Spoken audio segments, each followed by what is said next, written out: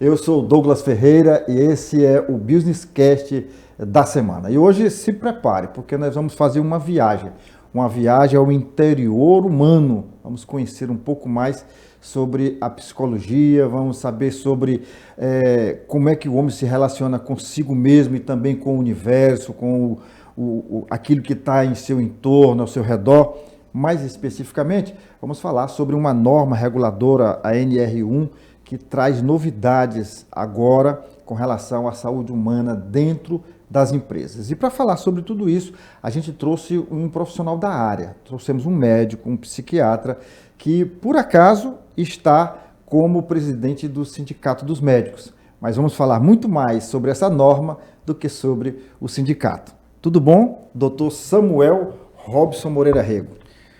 Olá, Douglas, né? Olá, você que está ouvindo aqui o Business Cast. Quer dizer que é um prazer estar aqui. Esse tema é um tema quente, é um tema atual. Essa questão aí da mudança da NR1, né, a norma regulamentadora do Ministério do Trabalho, tratando sobre saúde mental no trabalho. Então, presta atenção no nosso podcast, porque muita coisa que te interessa hoje a gente vai conversar aqui. Mas eu queria que o senhor se apresentasse. Quem é Samuel Rego por Samuel Rego?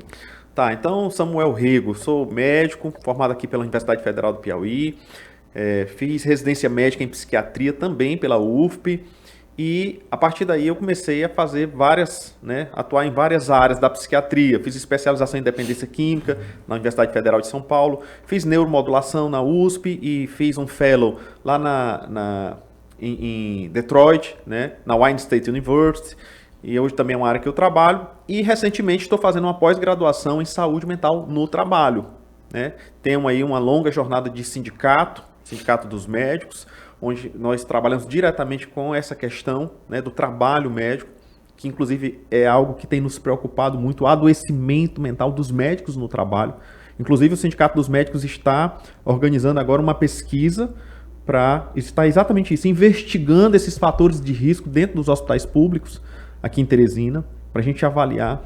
Esse tema é um tema bastante interessante. Depois eu queria que a gente aprofundasse um pouco mais, porque outro dia, conversando com um grupo de médicos, e eles falavam exatamente desse tema, essa questão que tem adoecido muitos médicos do ponto de vista mental, e que inclusive muitos nessa loucura do trabalho, de plantões, terminam até fazendo uso de algumas medicações para poder aguentar o tranco, né? A gente vai falar sobre isso daqui a pouco.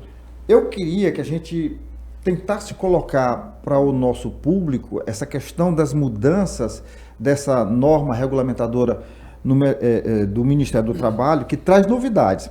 O senhor me deu uma explicação antes da gente conversar aqui, que seria bom a gente trazê-la mais uma vez aqui para a nossa conversa. O que aconteceu lá atrás com relação à norma que exigiu das empresas e de algumas categorias, por exemplo, as EPIs, né? Ou os EPIs, né? Eu queria que a gente partisse daí para chegar na questão das exigências dessa norma agora em relação à saúde mental. O caso da construção civil é emblemático, né? Que é um caso relativamente recente e era uma área que tinha muitos acidentes do trabalho, né? O risco ocupacional era muito alto e acabava que isso trazia prejuízos, né, para toda a sociedade, não só para a família daquela pessoa, a pessoa em si, mas toda a sociedade. Por quê? Porque essas pessoas muitas vezes tinham que ser aposentados jovens ou ficavam de licença saúde por permanência longa, né? E às vezes famílias em que as crianças cresciam sem o seu pai, né, mortalidade, acidente muito elevado, e se começou uma campanha muito forte para o uso dos equipamentos de proteção individual, os EPIs.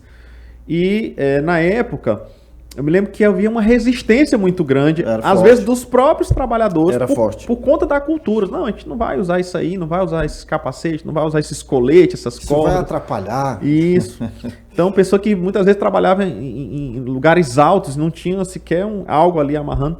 Lá nos Estados Unidos, na Constituição de Nova York, tem vídeos e fotos famosas, eles naqueles arranha-céus andando lá livremente. Aquilo é impressionante aqui. Exato. Então, hoje é impensável alguém entrar dentro de um canteiro de obra sem um capacete. Se você for lá visitar, vai ser exigido de você que use um capacete. É verdade. Então hoje eles absorveram isso na cultura deles e o número de acidentes caiu drasticamente. Então, a princípio, as pessoas pensam que um EPI desse, né, um programa de gerenciamento de risco, de controle de risco dos fatores psicossociais chamados, né, os fatores psicológicos, vai ser um custo, vai ser um gasto. Só que quando você pensar que isso vai impactar na redução, né, de absenteísmo, que são as pessoas que estão se afastando do trabalho por adoecimento, e até do presenteísmo, que é aquela pessoa que está lá, mas não está rendendo, não está produzindo, que inclusive é maior do que o absenteísmo, o presenteísmo é maior do que o absenteísmo, entendeu? E hoje, inclusive, a gente tem visto até em reportagens aí, pessoas que dentro do trabalho, eles ficam indo para o banheiro para usar o celular. Ontem eu vi uma reportagem de uma pessoa que foi contratada por uma empresa, só ficou 1 hora, porque não podia usar o celular, e ela disse que não conseguia ficar sem o celular, pediu demissão. 1 hora depois de ser contratada. Já pensou? Então, assim, são muitos desafios. É uma dependência muito forte hoje, né? Então, essa realidade moderna, contemporânea, ela exige, de fato, que esse programa de gerenciamento, né, de avaliação e gerenciamento de risco psicossocial seja realizado dentro das empresas. E não é meramente um custo para a empresa vai sim ter benefício. E o trabalhador vai ter benefício. Por quê? Ora, imagina você que de 2022 para 2023, o número de afastamentos do trabalho por adoecimento mental subiu 38%. De 208 mil foi para 290. E eu estava achando esse número alarmante. Já era alarmante, de até fato. ver o de 2024, em que subiu desses 290 para 470. 68% em um ano. E tudo indica que esse número deve continuar crescendo. Aqui no Piauí não foi diferente também. Foram mais de 3.200 afastamentos só aqui no Piauí. Agora, em 2024, um número alarmante aqui para o nosso estado. E a tendência é que continue crescendo. Então, esses fatores de risco, eles são variados, são muitos. Vai desde a sobrecarga de trabalho, né, até o assédio, que ainda é um tema que envolve muito tabu, muito pouco discutido. Só para você ter uma ideia, o meu enteado, ele estuda numa faculdade, né, está fazendo medicina numa faculdade aqui de Teresina, não vou citar o nome, e ele me pediu uma dica, assim, dá uma dica aí de um trabalho científico para me fazer pro meu PIBIC. Aí eu, cara, pega essa escala, né, que avalia os fatores de risco dentro do trabalho, de saúde mental dentro do trabalho, e aplica nos professores da faculdade. E aí ele foi conversar com a orientadora lá de projeto científico e ela falou, olha, eu acho que não é uma boa, porque eu acho que os professores vão ficar com medo. Então você vê como que a cultura, né, que nós vivemos hoje em relação ao trabalho ainda é uma cultura de medo, de submissão, onde o trabalhador ele é visto às vezes quase como que um escravo. Eu estou te pagando, mas aqui tu tem que obedecer as minhas regras e tu não tem do que reclamar. Tu tem só que cumprir tudo que eu vou dizer para tu fazer e não reclamar, porque se tu reclamar eu te boto para fora. Então a relação com o trabalho, ela é uma relação que dignifica o homem, né? Então assim, um homem que não trabalha, ele jamais vai ser um homem completo. Você pode ver isso. Tem até aquela frase, o poeta já disse, né? Que o homem sem trabalho não tem honra, né? Exatamente. Então se você pega aí pessoas que são filhas de pais muito abastados e que não precisaram trabalhar, você vê que normalmente a vida delas é um desastre, né? Então o trabalho ele tem um valor significativo para o homem como um ser social. Agora, nós precisamos entender que essa relação com o trabalho, ela tem sim um balizamento, ela tem uma forma correta de ser, ela não pode ser de qualquer jeito, né? Então essa relação ela precisa ter dignidade. Inclusive esse é o nosso lema lá do CIMEP, saúde se faz com dignidade. Olha, eu queria que depois o senhor explicasse para a gente sobre essa questão, porque no risco físico, né, do trabalhador, o EPI resolve muita coisa, né? E no risco à saúde mental, que tipo de EPI nós vamos utilizar? Mas o senhor vai falar isso já já. Primeiro eu queria mandar aqui um alô para os nossos patrocinadores.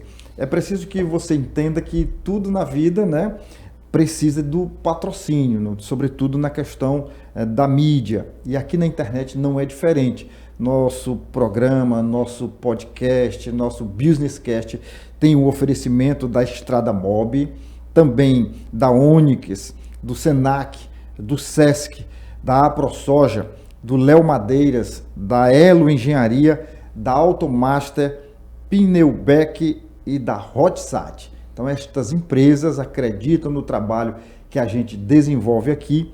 E se você ainda não é inscrito no nosso canal, faça a sua inscrição agora, acione o sininho para receber as nossas notificações e nos ajuda a divulgar essa entrevista. É um assunto bem interessante, atual, é um assunto que vai impactar diretamente a vida das empresas e dos trabalhadores, e a gente está aqui para contribuir. E quem a gente está entrevistando é um psiquiatra, um médico, que por acaso é também o presidente do Sindicato dos Médicos, mas que é um conhecedor desse tema. E é por isso que a gente trouxe ele aqui. Eu estou falando do Dr. Samuel Rego. O nome de guerra é esse mesmo, Rego? É Samuel Rego, de Barras. De Barras, né? Isso. Eu tenho uma relação com Barras bem interessante. O meu avô era de Barras. O saudoso Raimundo Nonato.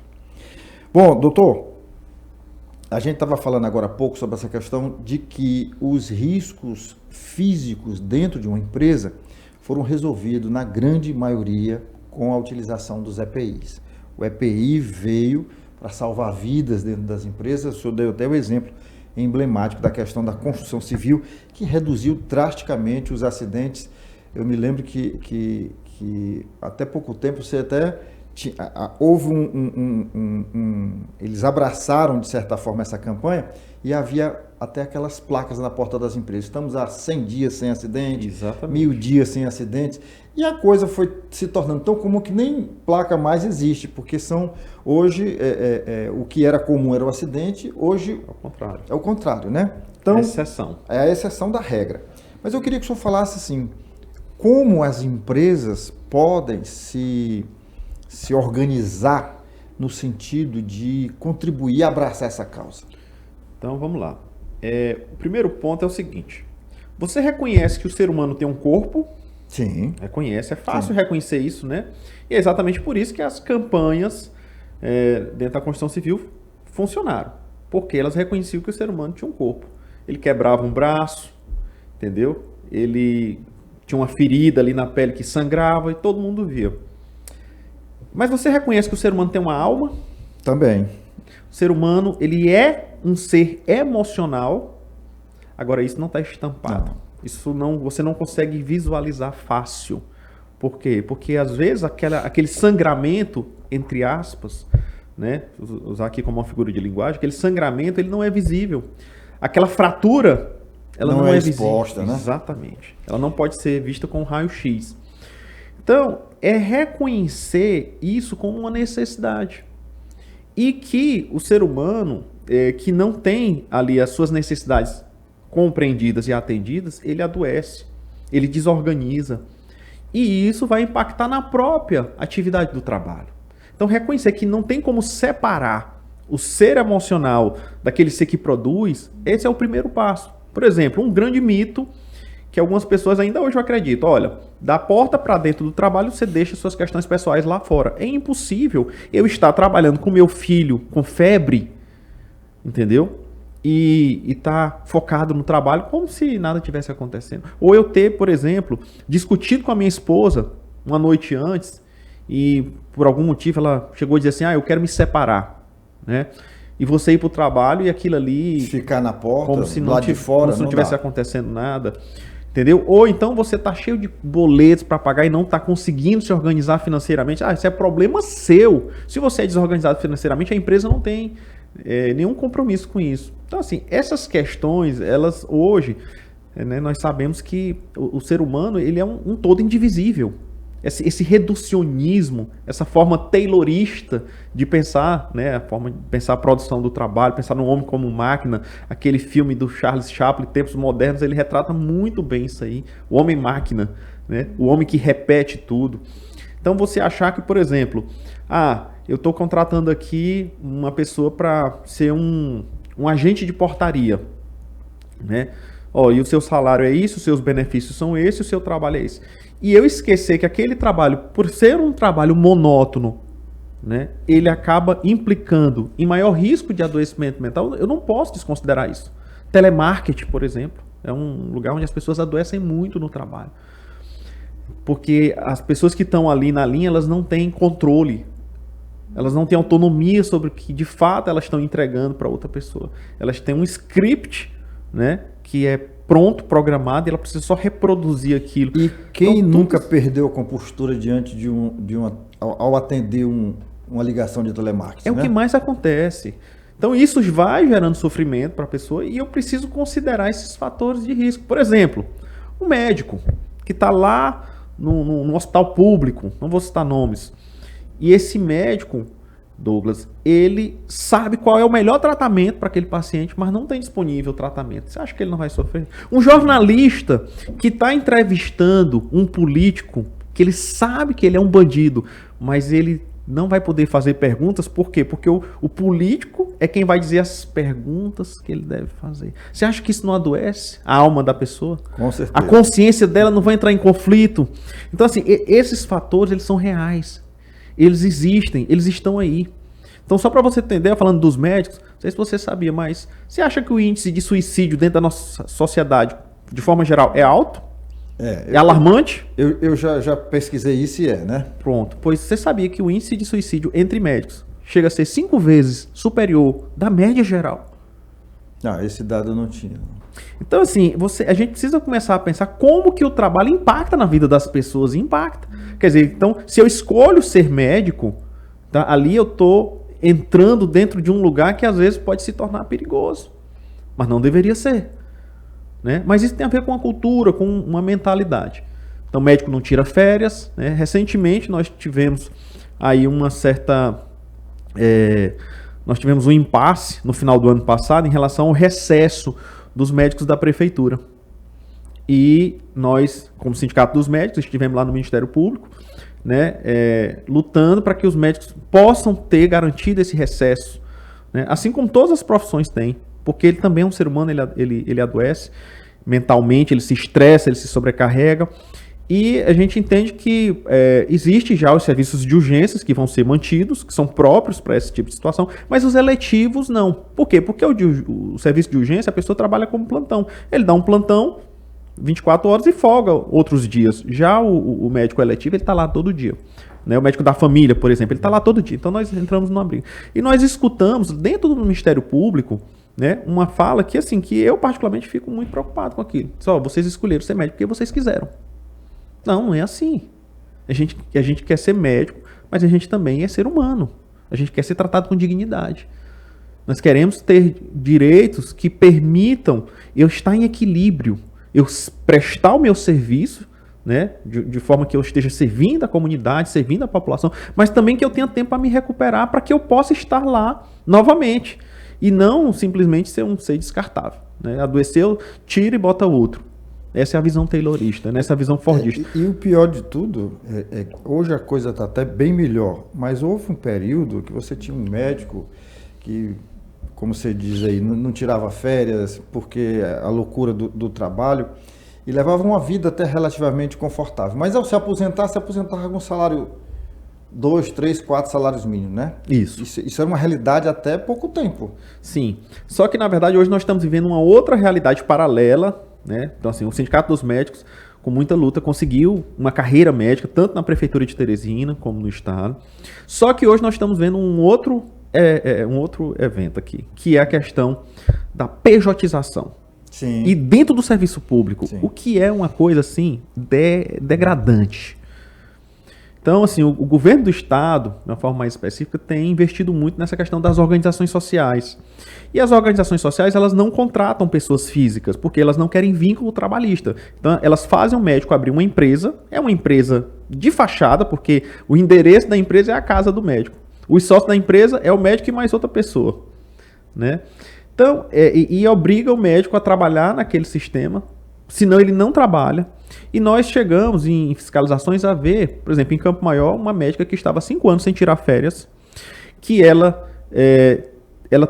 engravidou, e para se afastar do trabalho, ela não só não teve a licença maternidade, mas ela teve que pagar uma outra pessoa para ficar tirando os plantões dela, enquanto ela ficou 2 meses amamentando, para ela não perder a vaga dela, ela pagou outra pessoa para ficar lá, para ela poder voltar e estar com a vaga dela.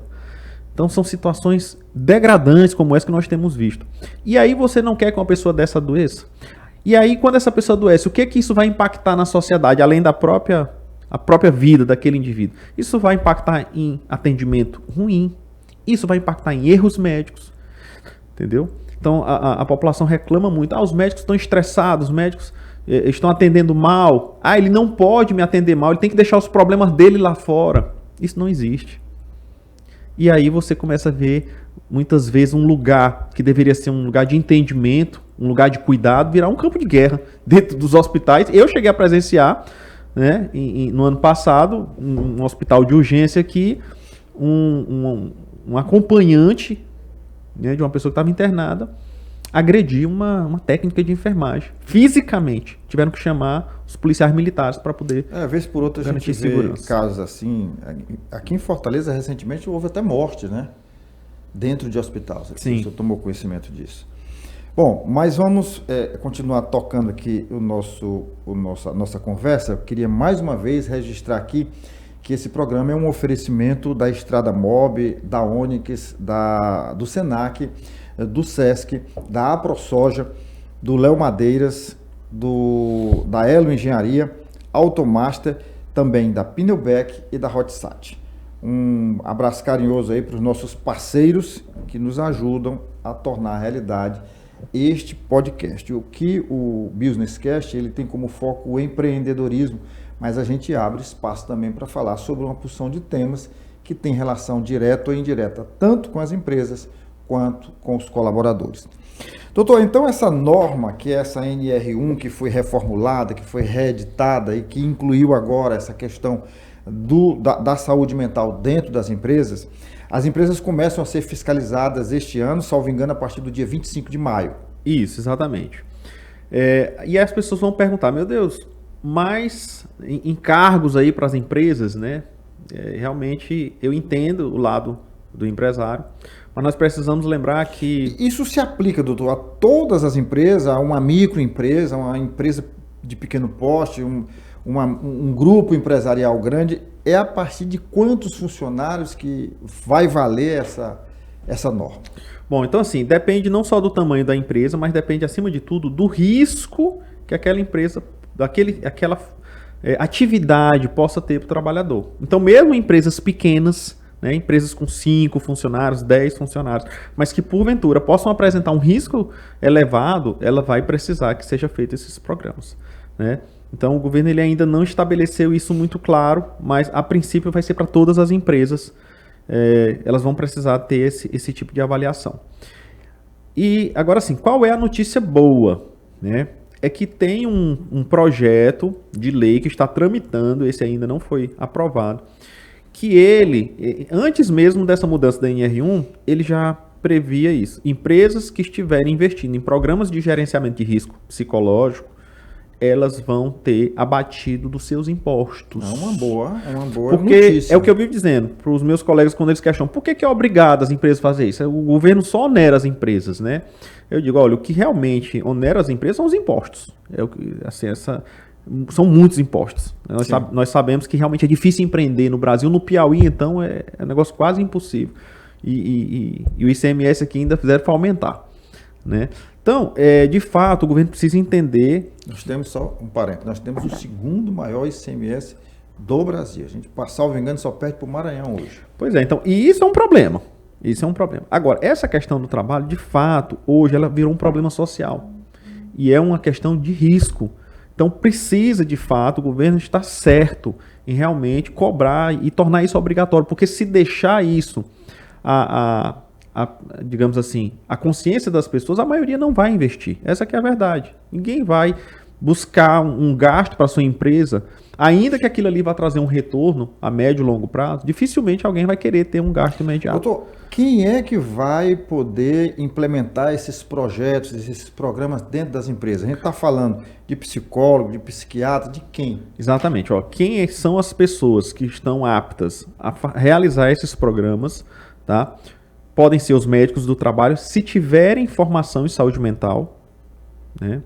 Não basta ser médico do trabalho. Né? É porque a medicina do trabalho, ela está muito mais ligada aos riscos ocupacionais físicos. Tradicionalmente sempre foi assim, né? Então, ruídos, né? Inalantes tóxicos, por exemplo, esse pessoal que trabalha em posto de combustível, né? Eles têm um risco de estão inalando ali benzeno, pode provocar câncer de medula. Então, ruídos, som, pessoal que trabalha em madeireira, né?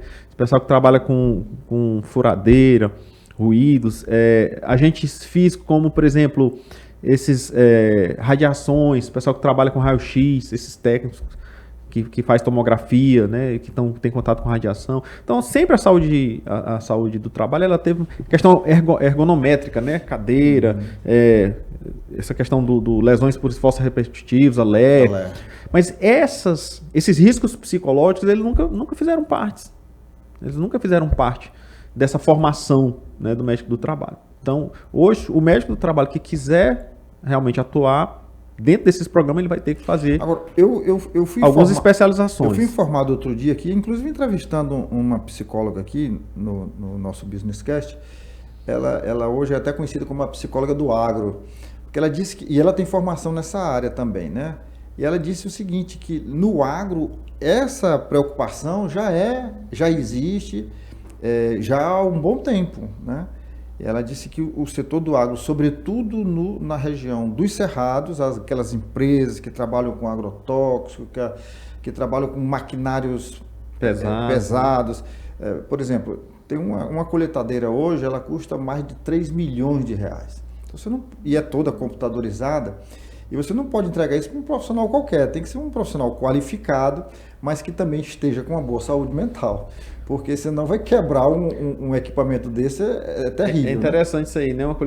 Uma colheitadeira dessa custa 3 milhões. Aí eu pergunto para você, e quanto vale uma vida humana? E as pessoas entregam para um médico doente, viciado em dolantina, hoje até em crack, né? Nós temos notícia aqui de pessoas que estão, infelizmente, nessa condição. E você entrega uma vida humana nas mãos dele. Então imagina aí, eu acho que uma outra área também, Douglas, que normalmente já tem esse cuidado é a aviação. Sim, imagina você entregar um avião, um piloto que não está, né? Inclusive uma vez eu recebi. As empresas de energia, salvo engano, também tem programas nessa área. Isso eu não vou saber lhe dizer, mas da aviação eu já atendi pessoas que me procuraram, né, encaminhado pela empresa para fazer avaliação. Só que hoje isso vai ter que ser sistemático, dentro da empresa.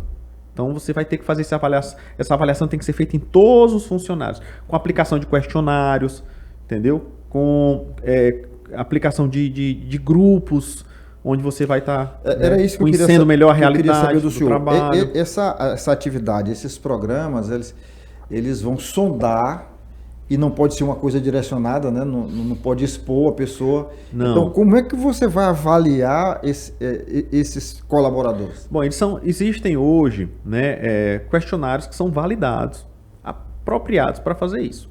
Então, esses questionários, eles são totalmente sigilosos, onde as pessoas elas respondem isso. E você tem a opção também de fazer alguns pequenos grupos também, onde tudo que vai ser conversado lá é sigiloso, né, para estar, de fato, investigando, a princípio, os fatores de risco. O que é um fator de risco?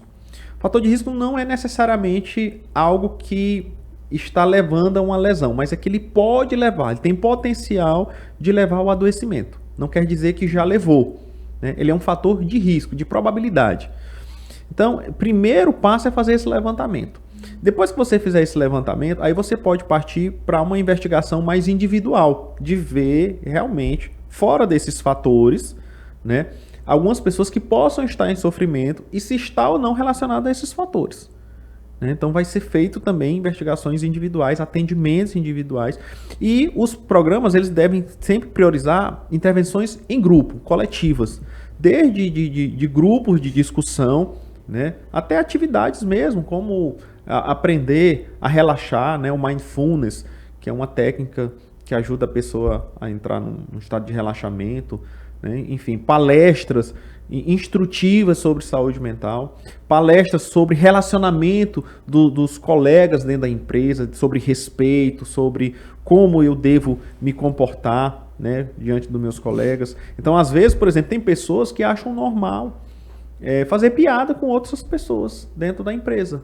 E às vezes isso pode machucar aquela pessoa que está, né, recebendo aquele apelido. Então tem alguns advogados que já têm postado aí nas redes sociais, inclusive, sobre isso. Olha, se alguém está lhe apelidando dentro da empresa, você tem direito a um dano moral, né? Então... E isso é muito relativo também, porque tem gente que gosta de apelidos, mas tem gente que não suporta um apelido. Exatamente. Né? Então, essas palestras instrutivas, para que as pessoas aprendam a ter essa empatia, para que elas aprendam a perceber os limites, onde que ela pode tirar uma brincadeira, onde que ela não pode, entendeu? Dela ter esse feeling, porque não é todo mundo que muitas vezes tem. Né? Às vezes ele vem de uma cultura, de uma educação, onde ele não recebeu aquela instrução.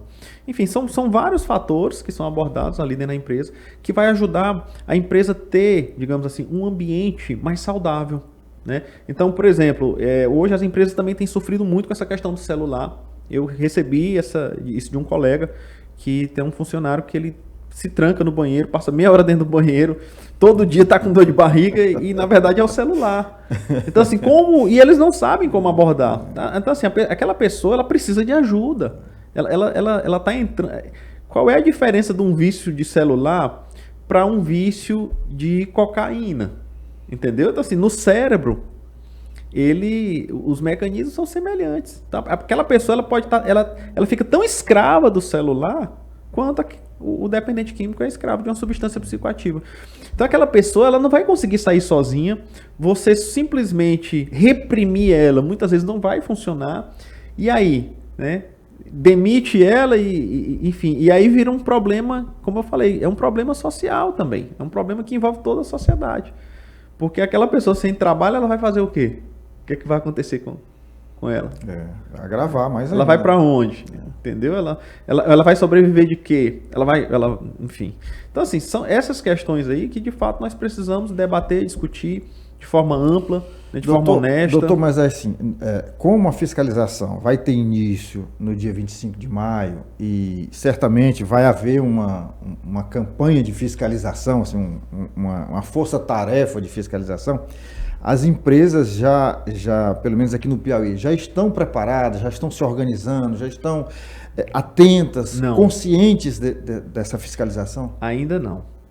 Ainda não. E tem um outro problema, Douglas, que nós precisamos estar atentos. Qual é? O número de processos na Justiça do Trabalho por adoecimento mental no trabalho, eles têm crescido. E como se trata de uma questão subjetiva, né, e essas avaliações antes elas não existiam dentro das empresas, né, então sempre ficava ali muito a palavra do funcionário contra a palavra do chefe, do supervisor, e às vezes, né, o que ia ser o fiel da balança desse dia era a qualidade do atestado médico, do laudo do médico, que conseguisse fazer um nexo ali de causalidade ou comprovar que houve relação. Né? O que também nem sempre é fácil. Nem sempre é fácil, não é simples. Só que a partir de agora, como as empresas elas vão ter obrigação de ter essa avaliação, né, e o gerenciamento do risco, então, à medida que esses processos forem entrando na Justiça do Trabalho, a primeira coisa que o juiz vai pedir é o programa. Então, a empresa que não tiver o programa, ela já fica numa situação desconfortável. Já entra ali porque é obrigatório. Tipo assim, se você não está fazendo um programa de gerenciamento que é obrigatório, o que eu posso esperar de você? Entendeu? Já entra em desvantagem, né? E aí, nós temos muito receio, inclusive porque algumas pessoas, alguns funcionários podem querer se valer disso, entendeu? Nós sabemos que, infelizmente, o ser humano ele é muito complexo e nem sempre ele é honesto, né? Então a gente fica, inclusive, com receio de que algumas pessoas queiram se aproveitar disso para tirar alguma vantagem trabalhista em cima das empresas. Então, até nesse sentido, as empresas vão precisar se resguardar. Não só a questão das multas, né? do Ministério do Trabalho, mas também esses processos trabalhistas. As ações trabalhistas. Porque é a forma que ela vai ter. Eu já tive a oportunidade, inclusive, de ser assistente jurídico de empresas de grande porte aqui, que estavam sendo processadas por funcionário, né, pedindo indenizações milionárias por adoecimento mental no trabalho, e que nós conseguimos provar que não houve relação daquele adoecimento com a empresa. Nós conseguimos. Não é uma coisa fácil, não é uma coisa simples, mas na época eu fiz um trabalho de investigação minucioso e consegui, né, dentro ali do laudo que eu fiz, o perito ele avaliou e viu que realmente não tinha como atribuir aquele adoecimento à empresa. E a empresa ali, ela foi, né, digamos assim, isenta de culpa dentro daquele processo.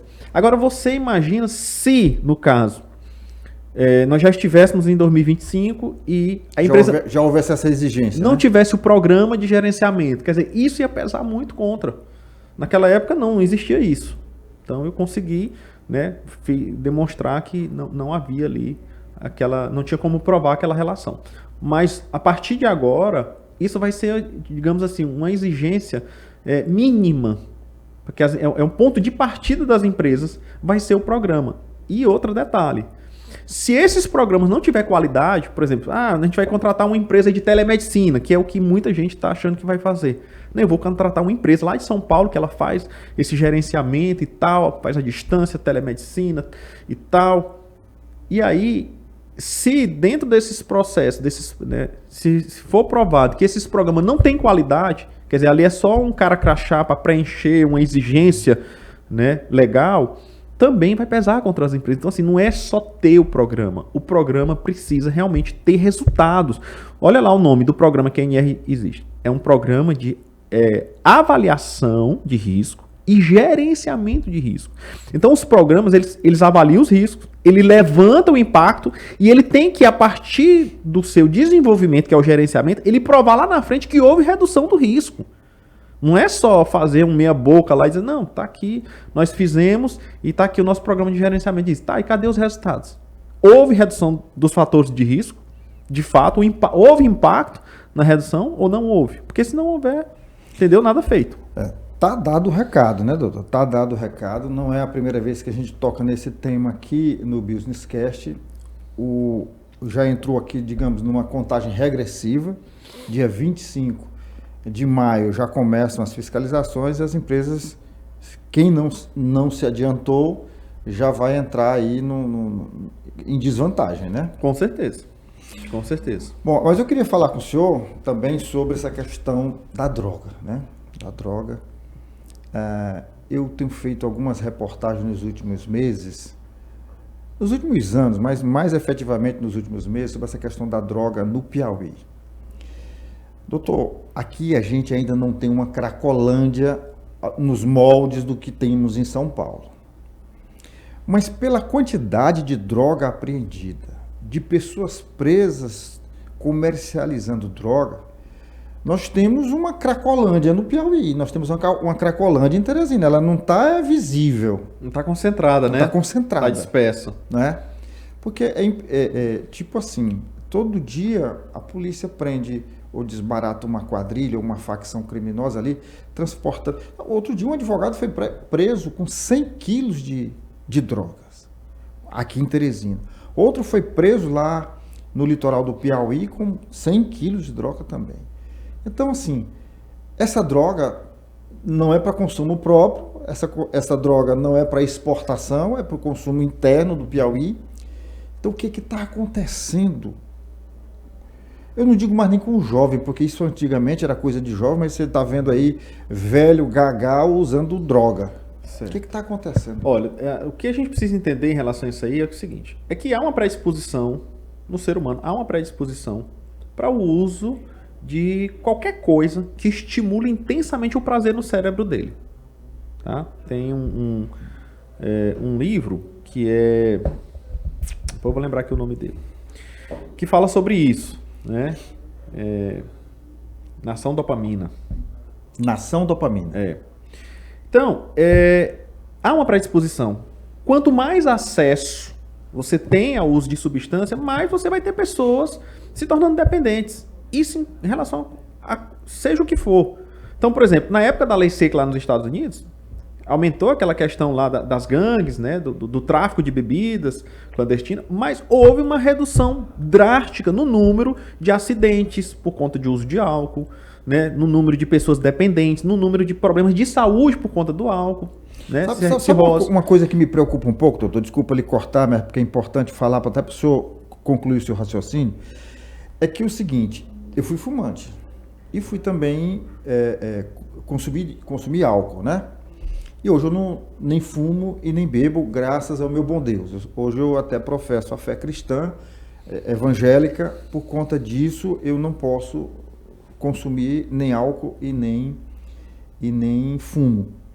Mas eu conversando outro dia com uma amiga que tem um filho que é adolescente, e eles fizeram uma festinha em casa, né?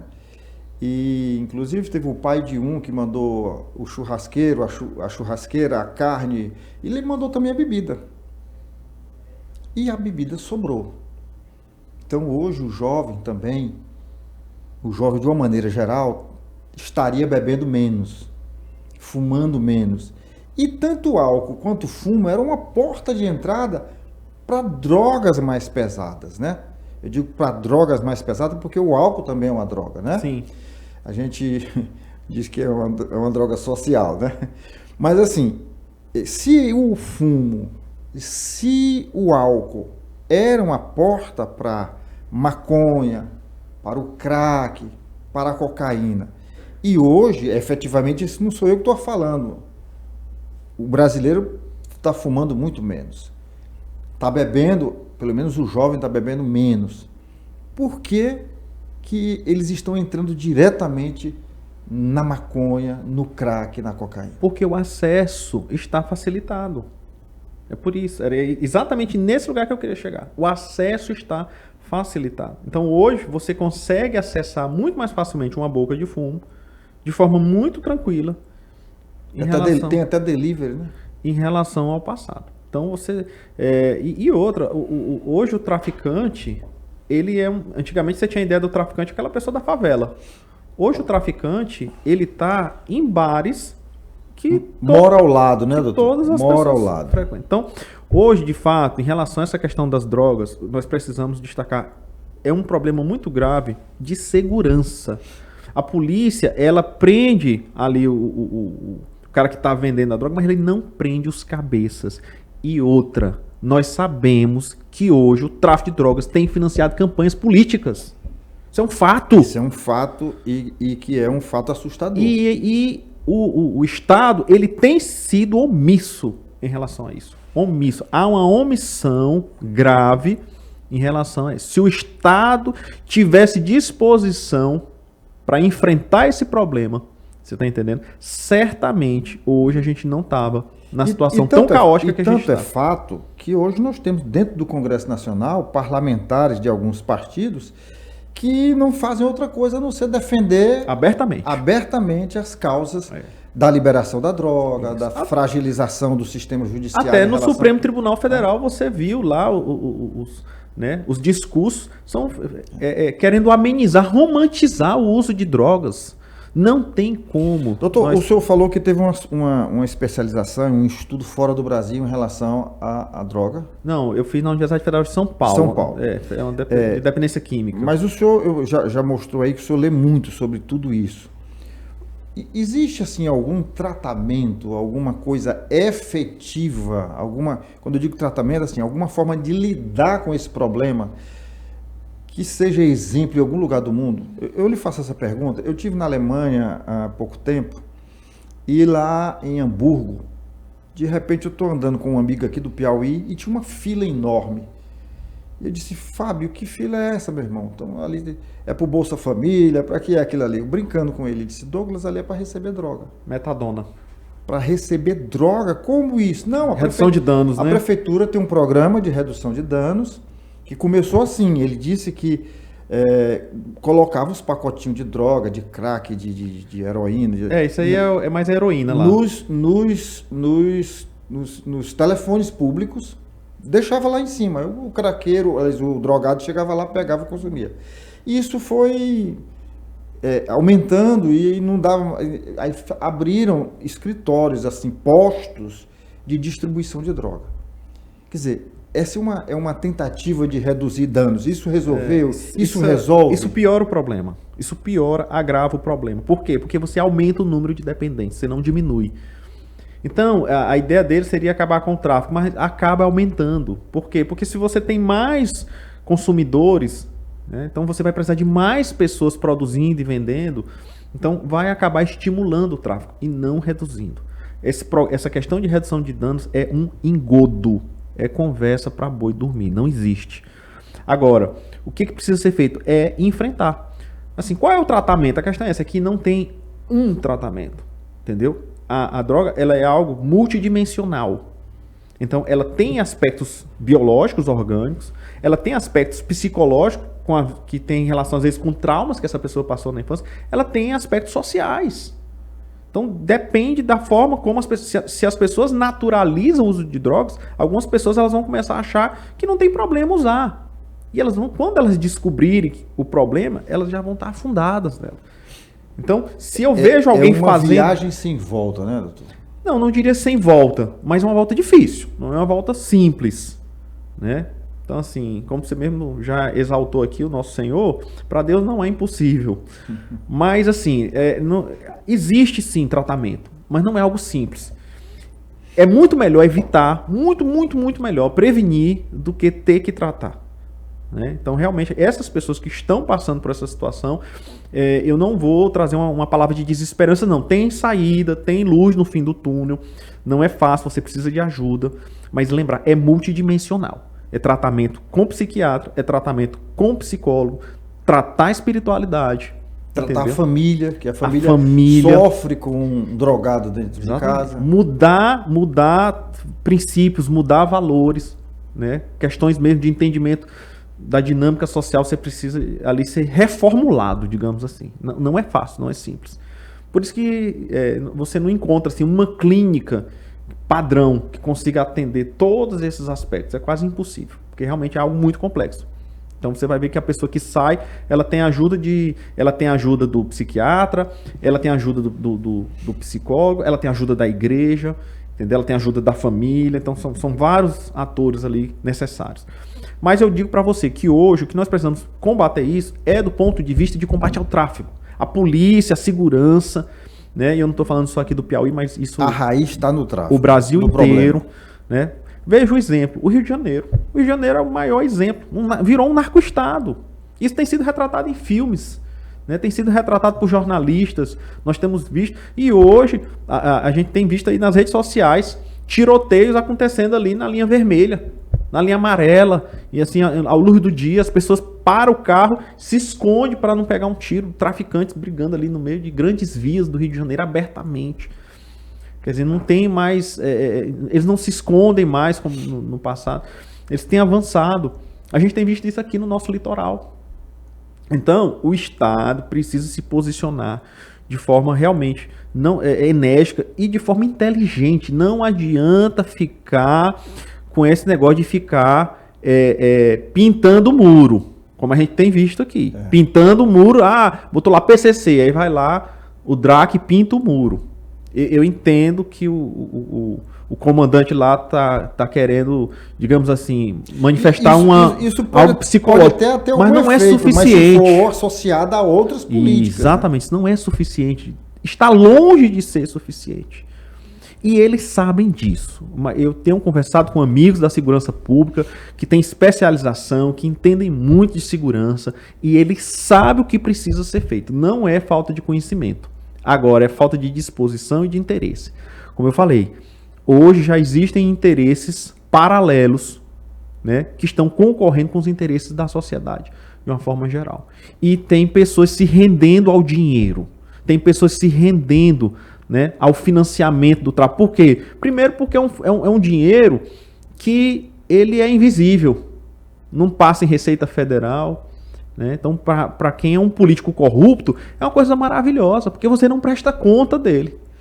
Outra coisa que tem me assustado, doutor, me assustado mesmo, é a quantidade de profissionais do direito, operadores do direito envolvidos. Porque uma coisa é você defender o traficante, outra coisa é você se envolver ao ponto de ser usado, né? Douglas, mas o tráfico hoje está pagando faculdades para os seus, né, soldados se formarem em direito. Isso não é um fenômeno novo, inclusive. Ele financia, entendeu? Tem hoje facções pagando curso de medicina para terem médicos que possam atender eles sem precisar eles irem para o hospital, porque quando ele vai para o hospital ele é preso lá. Então, assim, hoje eles têm uma estrutura paralela, um poder paralelo, um Estado paralelo, onde eles têm tudo. Eles têm seus contadores, eles têm seus advogados, eles estão financiando pessoas para fazer concurso, para ser promotor, para ser juiz. É grave essa situação. Terrível, terrível. Entendeu? Então, assim, ou o Estado, de fato, ele arranca isso enquanto é cedo, ou nós vamos virar uma Gotham City. É isso que vai acontecer. Vamos virar uma Gotham City. E não temos Batman, né? E não temos Batman. Só tem Coringa. Só tem Coringa. Olha, nós estamos aqui conversando com o médico Samuel, vou dizer o nome completo. Robson Moreira Rego, mais conhecido como Samuel Rego, é psiquiatra, é presidente do Sindicato dos Médicos, e está aqui falando sobre a NR1, que é uma norma reguladora do Ministério do Trabalho, que vai exigir, a partir do dia 25 de maio, que as empresas apresentem um programa de avaliação e gerenciamento de risco psicossocial. E gerenciamento de risco psicossocial dentro das empresas. Vai começar a fiscalização no dia 25 de maio. Mas eu queria também agradecer aos nossos patrocinadores, aos nossos colaboradores, que são a Estrada Mob, a Onyx, o Sesc, o Senac, também a AproSoja, que é a Associação dos Produtores de Soja, lá da região dos Cerrados, piauienses. Nós também temos a Léo Madeiras, aqui em Teresina, a Elo Engenharia também, Automaster, Pneubec e a Hotsat, tá certo? São as empresas que apoiam e que ajudam a tornar realidade esse Business Cast. Doutor, a gente falou aí sobre, o senhor terminou dentro das respostas falando sobre a sua atuação como presidente da instituição, do Sindicato dos Médicos. O senhor falou também como profissional da área aqui da psiquiatria e especificamente sobre essa norma regulamentadora do Ministério do Trabalho. E agora eu quero saber um pouco sobre o cidadão, sobre o Samuel Rego, o pai. Já é casado, né? Eu sou casado 2 vezes, né? Tenho um filho do meu primeiro casamento, no meu segundo casamento tenho 3 enteados, né? E, assim, se você for me perguntar assim, fale um pouco aí da sua vida pessoal, o que eu vou lhe dizer, assim, de mais importante foi que, há 6 anos atrás, eu conheci uma pessoa que mudou minha vida, assim, por completo. E eu, hoje, assim... O senhor está falando de quem? Estou falando de Jesus Cristo. Ah, tá. E assim, o senhor se emocionou aí. E hoje o que eu mais, assim, sinto prazer de falar é sobre esse Jesus Cristo, né? Eu vejo que, inclusive, se me perguntarem de uma forma assim bem simplificada, qual é o problema do mundo hoje? Ou é a falta de Jesus no coração das pessoas, né? As pessoas não conheciam a verdade. As pessoas estão presas em enganos. A desumanidade é a ausência de Cristo. A ausência do Espírito Santo. É o homem no centro de si mesmo, né? É o antropocentrismo como uma religião. É ideias nefastas como viva sem limites, poder sem limites, conhecimento sem limites. Você pode ser o que você quiser, né? A vida o seu sucesso é você, entendeu? Se ame mais, coisas do tipo. E as pessoas estão perdendo o princípio básico da natureza humana, que é o que? É o coletivismo. Nós não somos individuais, nós somos coletivos. Entendeu? Até o nosso desenvolvimento começa dentro do corpo de uma outra pessoa. Então, isso é básico. E sem sombra de dúvidas, né? Essa grande bagunça que o mundo vive hoje em dia, inclusive com adoecimento mental, aumento de drogas, corrupção, né? Feminicídio, todas essas coisas passam pelo egoísmo. O egoísmo humano, entendeu? É uma coisa, assim, nefasta. Aí você vê Jesus Cristo e diz, aquele que quiser vir após mim, tome a sua cruz e a cada dia negue-se a si mesmo. Esse negar a si mesmo não é você se anular, não, mas é exatamente isso. Você abrir mão do seu eu, né, egoístico, para entender que você é parte de um todo maior e você servir as pessoas. Então você passar a entender que, por exemplo, aqui um podcast desse, nós estamos servindo as pessoas. Nós estamos aqui, sem dúvida, né, realmente querendo... Graças a Deus. Querendo aqui passar uma informação que a gente entende que vai ser importante para as pessoas. Né? Nós não estamos aqui buscando só ganhos pessoais. Nós estamos aqui realmente entendendo que esse nosso diálogo ele vai abençoar, né, um número grande de pessoas através da informação, um conhecimento que muitos ainda não têm. Nós estamos aqui compartilhando, repartindo. São esses os sentimentos e com um sentimento de gratidão por estarmos aqui, né? Então, assim, esses sentimentos que a palavra de Deus nos traz é exatamente o que dá sentido à vida, o que dá ordem ao mundo. E desde que o homem decidiu se afastar de Deus, né? A gente chama isso de secularismo, essa vida secular. Nós temos percebido que o conforto, o consumo não tem, de fato, melhorado a nossa vida do ponto de vista das nossas emoções, da nossa alma, do nosso espírito. Então a gente, de fato, estamos consumindo mais, temos mais conforto, né? E isso é algo bom, não é ruim. Mas, quando isso se torna, digamos assim, um ídolo, um centro da nossa vida perde o sentido.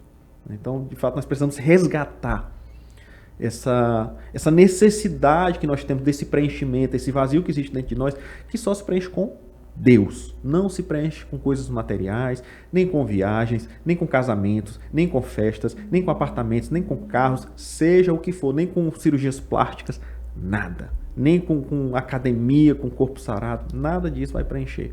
Nós temos um vazio na nossa alma do tamanho de Deus.